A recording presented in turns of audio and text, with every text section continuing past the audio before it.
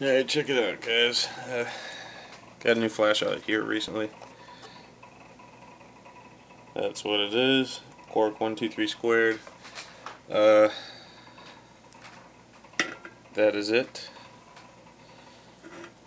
I didn't get the turbo because I didn't really like how the UI was, having to program your two modes and all that. This one, all your modes are really easily accessible at any time. You don't have to program them. That along with it just being streamlined, easier to fit in the pocket. I do carry this with me, so I mean it suits me a little bit better. But just in general, size, weight, it just works for me. Another reason why I picked this over the Phoenix PD30 was really how dim it could go. This moonlight mode is, I think they said it was 0.9 lumens. Actually, I got it right here. Let me double check on that.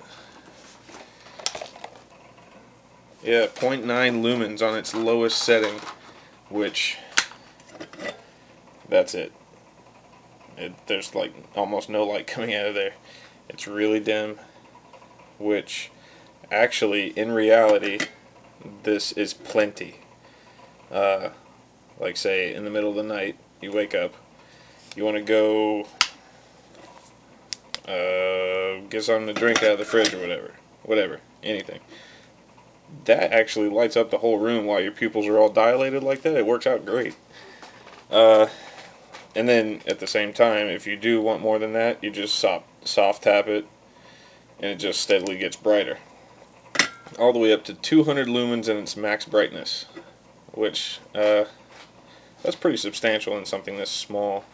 I got a couple Streamlight flashlights that are doing like 180 and 200 lumens, but they are substantially bigger than this, rechargeable cells and whatnot.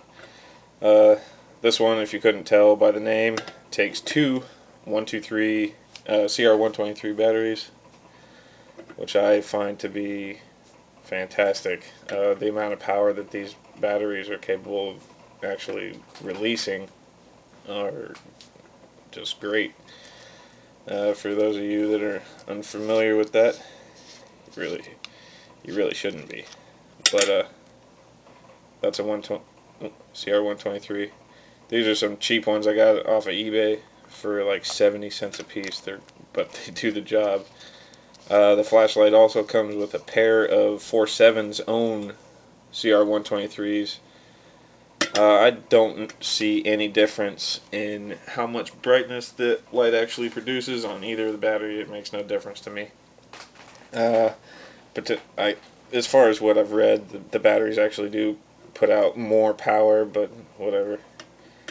I got a whole bunch of them, so I'm going to use them. Also, the light in its way overdone packaging comes with this pretty nice lanyard. It's really high quality. It's just a lanyard, though.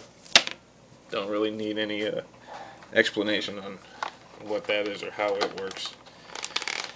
Another thing, I don't keep the pocket clip on mine because it just sits down in the bottom of the pocket. That's the one that it came with.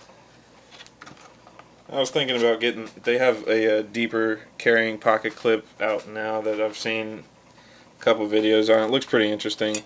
With where this one attaches, I don't know if you can see this ring right here. It actually goes underneath that.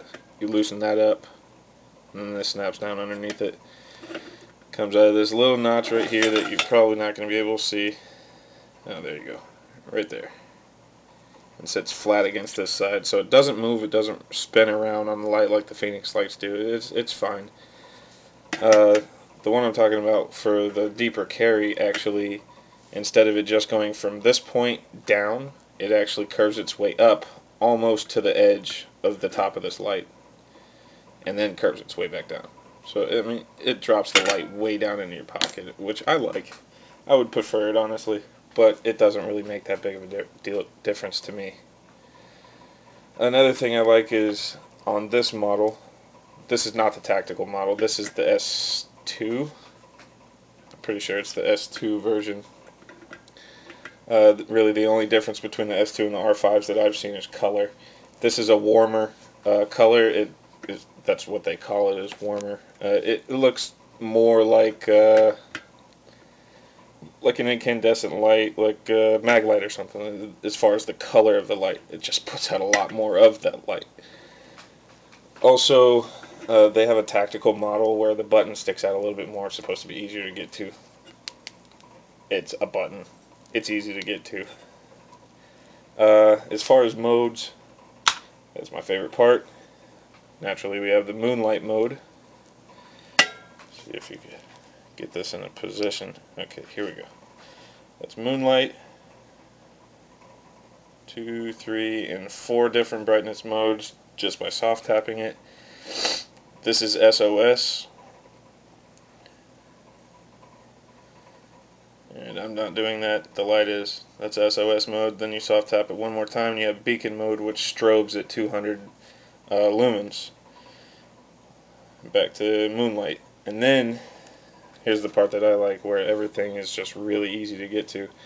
All you do, this is on loosen bezel. Tighten the bezel, now you have 200 lumens. If you soft tap it again, you get strobe, which my camera is not liking that at all. Wow, that's crazy looking. 200 lumens. Loosen it again. Back down to 0.9.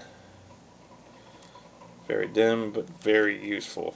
Most people wouldn't agree with me, I don't think, honestly, because they haven't used it. But either way, that's the 4.7's 123 squared. Highly suggested. Oh yeah, I got this from PFI Dude. If any of you watch Nuttin' Fancy's videos, I got this from firearmsprostore.com. That's the website. It was $80, which was the best price that I could find for this light. And really, I couldn't find this light hardly anywhere else. I mean, when I say best price, the only competition I found was like 86. Not a lot more, but still, it's more. Either way, it's worth it. It does the job. It does a whole lot of jobs very well. Thanks, guys.